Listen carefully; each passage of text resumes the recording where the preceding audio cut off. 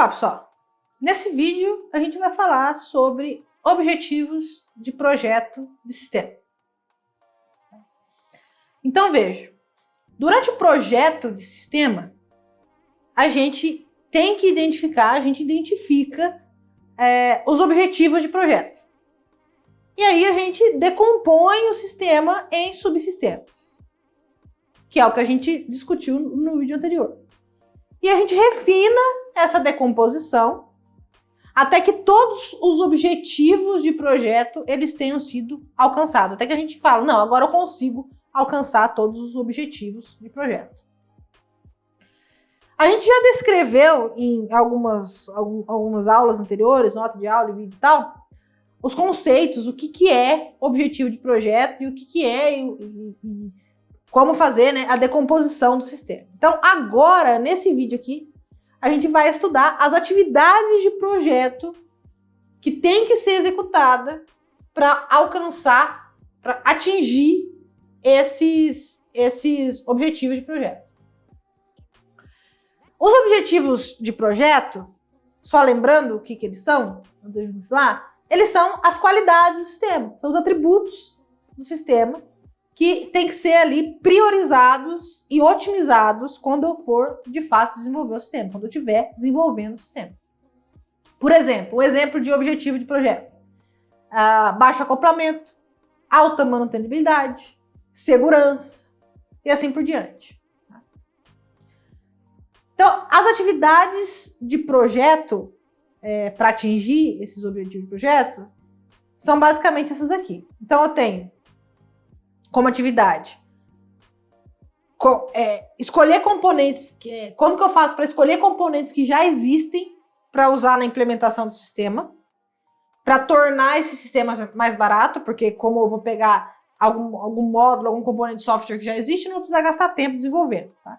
E nesse caso aí, toda a decomposição do sistema que eu for fazer, ela tem que ser feita pensando nesse componente que eu vou usar externo, nesse componente que não fui eu que desenvolvi. Então, toda a decomposição do sistema ela tem que ser ajustada para acomodar esses componentes que já existem.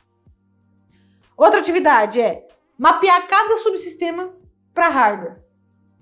Outra, projetar uma infraestrutura inteira para persistir os dados do sistema, caso, lógico, eu precise fazer persistência de dados. Outra atividade, especificar uma política de controle de acesso. Acesso a quê? Ao sistema, aos dados do sistema, às suas funcionalidades do sistema. Outra atividade, projetar um fluxo de controle global. E outra atividade é descobrir e definir como lidar com condições limites. A gente vai saber um pouquinho mais sobre essas coisas.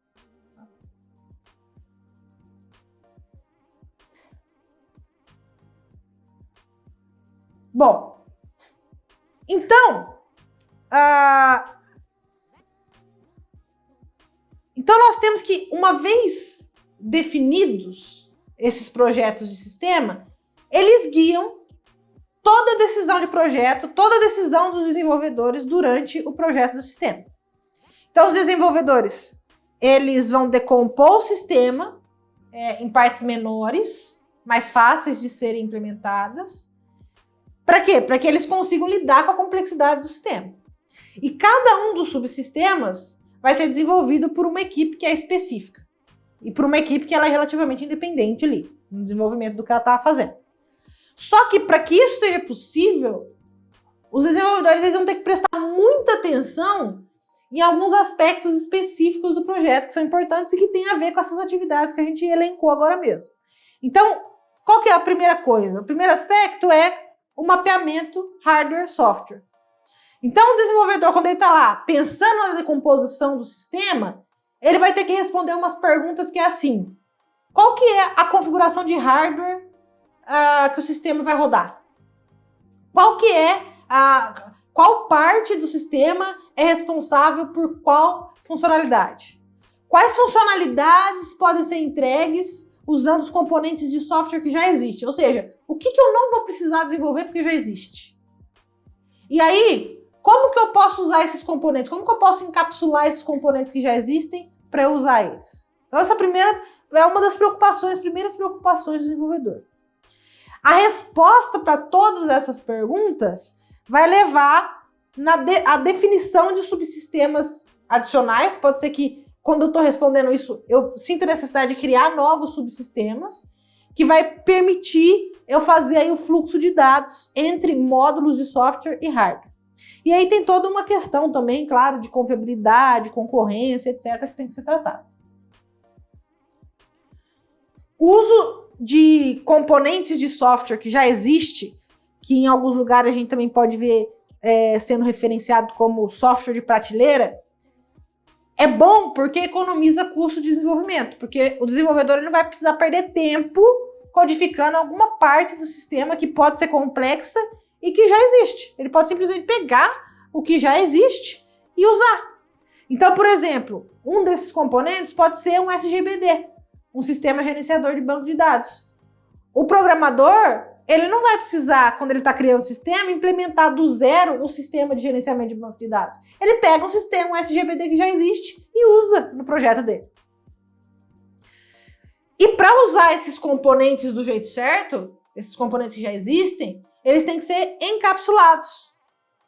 Por quê? Porque uma vez que eu consigo encapsular bem esses objetos que já existem, eu consigo usar eles no meu projeto e, ao mesmo tempo, minimizar a dependência desses componentes com aqueles componentes que o desenvolvedor vai, de fato, precisar implementar.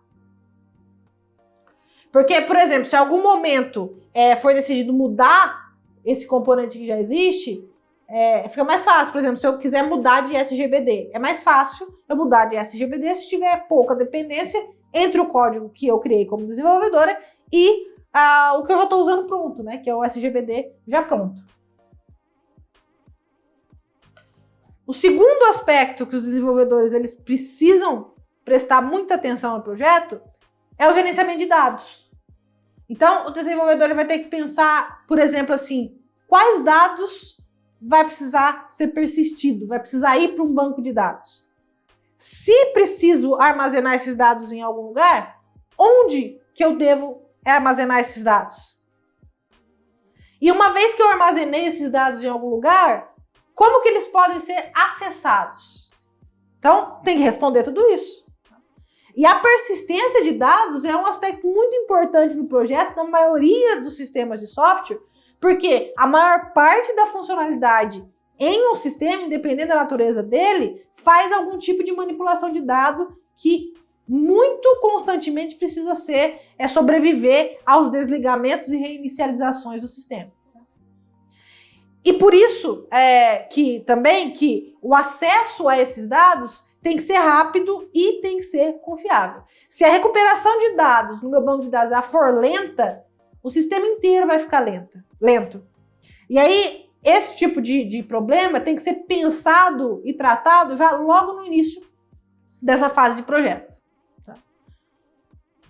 Terceiro aspecto é o controle de acesso. Então, quando eu estou pensando no controle de acesso, tem que pensar umas coisas assim, ó. Quem pode acessar o que no meu sistema? O controle de acesso ele pode mudar dinamicamente, pode mudar durante a execução do sistema? Como que o controle de acesso ele é especificado e implementado? Talvez como ele é documentado também. Esse controle de acesso ele vai ter que ser consistente. Isso significa que em todo lugar do sistema que está sendo construído, esse controle de acesso ele vai ter que obedecer à mesma política de acesso em todos os subsistemas. Senão não faz sentido. O quarto aspecto é o fluxo de controle. Que é quando o desenvolvedor ele vai começar a se perguntar assim, como as operações elas são sequenciadas. Qual a sequência de execução das operações do sistema? Eu posso pensar assim, ó, o sistema ele é dirigido a eventos? Por exemplo, eu clico no botão, um evento, aconteceu alguma coisa? Ou ele pode perguntar assim, ó, o sistema ele vai poder tratar de mais de uma interação do usuário ao mesmo tempo? Então, por exemplo, o sistema para uma tela multitouch. O sistema vai ter que lidar com mais de uma interação ao mesmo tempo. Vai ter mais de um dedo ali tocando a tela. A escolha do controle de fluxo, ela vai ter impacto no subsistema. Então, por exemplo, se o sistema ele é dirigido a eventos, os subsistemas eles vão ter que ter handlers ali que vai lidar com esses eventos, vai ter que ter o tratamento desses eventos em todo o subsistema. Agora, se o fluxo de eventos ele vai usar threads, porque existe concorrência, né? Então esse subsistema ele tem que garantir, por exemplo, a exclusão multa, ele tem que garantir sessões críticas e assim por diante, ou seja, tratar da concorrência. Tá? Bom, um quinto aspecto é o tratamento de condições limite. Então, aí nessas condições limite, são quando eu preciso responder umas perguntas assim, ó, como que o sistema ele é iniciado e como que ele é desligado? O que acontece quando o sistema é iniciado? O que acontece quando o sistema ele é desligado? Quais são as exceções? A inicialização e o desligamento do sistema parece coisa simples, mas eles são aspectos meio complexos do desenvolvimento, tá? Especialmente se eu for pensar num contexto de um sistema distribuído. Bom, essas são as atividades, então, de projeto. Então, essa imagem aqui, ela mostra essas atividades esquematicamente.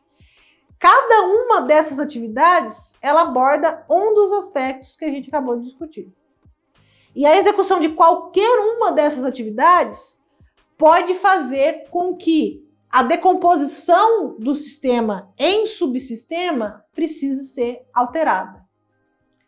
Então, a atividade, se pensar no modo geral, tá? A atividade de projeto de sistema, ela é uma atividade que ela é altamente iterativa.